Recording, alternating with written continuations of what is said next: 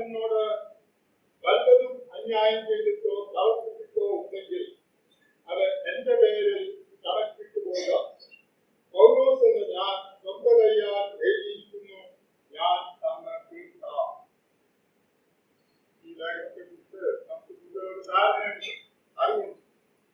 അതായത് പുരോഹിത പഠനത്തിൽ ഫിലമോൻ എന്ന ധനവാൻ സമ്പന്നനായ ആ സഹോദരന്റെ അടിമയായിരുന്ന അവരിൽ നിന്ന് അപഹരിച്ച് വളരെ വിലപ്പെട്ട ഒന്ന് അപഹരിച്ച് റോമിലേക്ക് ഒളിച്ചോടിച്ചു. അവിടെ വെച്ച് പൗലോസുമായിട്ട് ബന്ധപ്പെടുന്നതിനും അവർ രക്ഷാകരണം മുതലായി തീർന്നു. ഇപ്പോൾ പൗലോസ് തീക്കോസ് എന്ന സഹോദരന്റെ കൂടെ ഒരു കത്തുമായിട്ട് ഫിലമോന്റെ അടുക്കിലേക്ക് എന്ന അടിമയെ അയക്കുകയാണ്. അതിന് ചില കാര്യങ്ങൾ ഫിലമോനോട് പ്രത്യേകിച്ച് പൗലോസ് ആവശ്യപ്പെടുന്നു, അപേക്ഷിക്കുന്നു. പൗലോസ് പറയുന്നത്, എനിക്ക് നിന്നോട് കൽപ്പിക്കാൻ സ്വാതന്ത്ര്യമുണ്ട്, എന്നാൽ സ്നേഹനിമിത്തം ഞാൻ അപേക്ഷിക്കുകയാണ്. ആ അധ്യായം വായിക്കുമ്പോൾ നമുക്ക് മനസ്സിലാകും, ഒന്നാമത് അവനോട് അപേക്ഷിക്കുന്നത് നീ അവനോട് ക്ഷമിക്കണം എന്നുള്ളതാണ്. അവനോട് ക്ഷമിക്കണം, ഞാൻ നിന്നോട് അപേക്ഷിക്കുകയാണ്, നീ അവനോട് ക്ഷമിക്കണം. അത് മാത്രമല്ല, അവൻ ഇതിന്റെ അടിമയല്ല, ഞങ്ങൾക്ക് അടിമയല്ല, ആർക്കും അടിമയല്ല. അവൻ ശേഷാൽ സഹോദരനാണ്, സഹോദരനാണ്. അത് മാത്രമല്ല, അവൻ നിന്നോട് വല്ലതും ന്യായപ്പെട്ടിട്ടോ കടപ്പെട്ടിട്ടോ ഉണ്ടെങ്കിൽ, കടപ്പെട്ടിട്ടുണ്ട്, അവൻ അപഹരിച്ചു കൊണ്ടുപോയതാണ്, അത് ഞാൻ തന്നു തീർക്കാം, ഞാൻ തന്നു തീർക്കാം. പൗലോസ് ഒരു പ്രോനോട്ട് എഴുതി കൊടുക്കുകയാണ്, ഒരു പ്രോനോട്ട്. ഈ ലേഖനം അതാണ് നമ്മെ ഓർമ്മിക്കുന്നത്. ഞാൻ തന്നു തീർക്കാം, ഐ പ്രൊമിസ് ടു പേ, ഞാൻ തന്നു തീർക്കാം.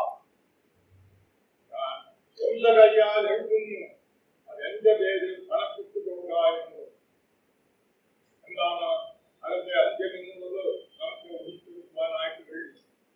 കത്തുമായിട്ട് ഫിലിപ്പോസ് ഒനേസിമോസിനെയും കൂട്ടി കൊലോസിലേക്ക് പോയി. അവിടെ സംഭവിച്ചതൊന്നും ഇവിടെ വിവരിച്ചിട്ടില്ല. എന്നാൽ നമ്മുടെ കർത്താവ് നമുക്ക് വേണ്ടി ചെയ്തത് ഇതിനേക്കാൾ എത്രയോ പതിന്മടങ്ങ്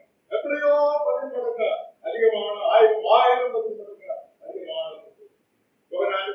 വലിയ നാം കടന്നുപോകുമ്പോൾ അവിടെ നാം വായിക്കുന്നത് അതിന്റെ 9, 11 വാക്യങ്ങൾ വായിക്കുന്നത്, ഞാൻ അവർക്ക് വേണ്ടി നമുക്ക് വേണ്ടി അപേക്ഷിക്കുന്നു, പിതാവിനോട് അപേക്ഷിക്കുകയാണ്.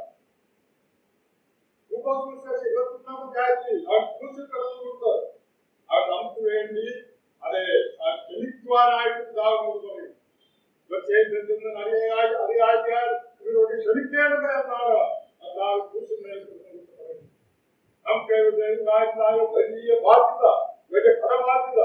ലേഖനം 14 വായിക്കുന്നത്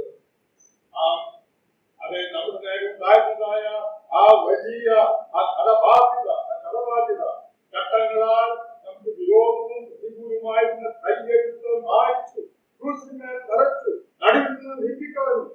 ആ ക്രൂശിന്മേൽ നമ്മുടെ ബാധ്യതയെയും അവർ കൊടുത്തു തീർന്നു. വായിക്കുന്നത് അതെ ശുദ്ധീകരിക്കുന്നവനും വിശുദ്ധീകരിക്കപ്പെടുന്നവർക്കും ഒരുവനെ ലോകത്തിലാവും. അത് ഹേതുവായി, അത് നിമിത്തം ഞാൻ അവരെ സഹോദരന്മാരിൽ നിന്നിപ്പാൻ രക്ഷിക്കാതെ അതിക്രമങ്ങളാലും പാപങ്ങളാലും മരിച്ചവരാണ്. ഒരു തരത്തിലും ദൈവത്തിലേക്ക് പ്രവേശിക്കാനും യോഗ്യമുണ്ടായിരുന്നില്ല.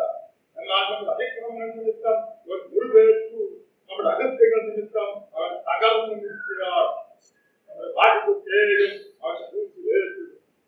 ഇനി നമുക്കൊരു ബാധ്യതയില്ല. പാട്ടുകാരനതാണ് പാടിയിട്ടുള്ളത്. നമുക്ക് സംസാരം പാടാം. നമ്മുടെ ബാധ്യതയും സ്വതന്ത്രനായിരിക്കാൻ നമുക്ക് ലഭിച്ചിരിക്കുന്ന സ്വാതന്ത്ര്യം, സ്വാതന്ത്ര്യത്തിനായിട്ട് ക്രിസ്തു നമ്മെ സ്വതന്ത്രരാക്കി. നമുക്ക് ദൈവത്തെ സ്തുതിക്കാം, ആരാധിക്കാം. ഇത്ര വലിയ സന്തോഷം എനിക്ക് നൽകിയതായ, ഇത്ര വലിയ ഉപകാരം എനിക്ക് നൽകിയതായ കർത്താവിന് ഞാൻ എന്ത് പകരം കൊടുക്കും, ഞാൻ എന്ത് പകരം കൊടുക്കും. പാട്ടുകാരൻ പാടിയിരിക്കുന്നത്, ഞാൻ എല്ലാ ശക്തിയോടും പൂർണ്ണ ശക്തിയോടും അവന്റെ നാമം രക്ഷിച്ച് അവനെ പുകഴ്ത്തുന്നു, അവനെ ആരാധിക്കുന്നു. നമുക്കും അവനെ ആരാധിക്കാം. നമ്മുടെ കർത്താവിനെ, നമ്മുടെ ആത്മത്തെ നേതൃത്വം നമ്മുടെ സ്വന്തമാക്കിയതായ കർത്താവിനെ ആരാധിക്കാം, നമുക്ക് പുകഴ്ത്താം.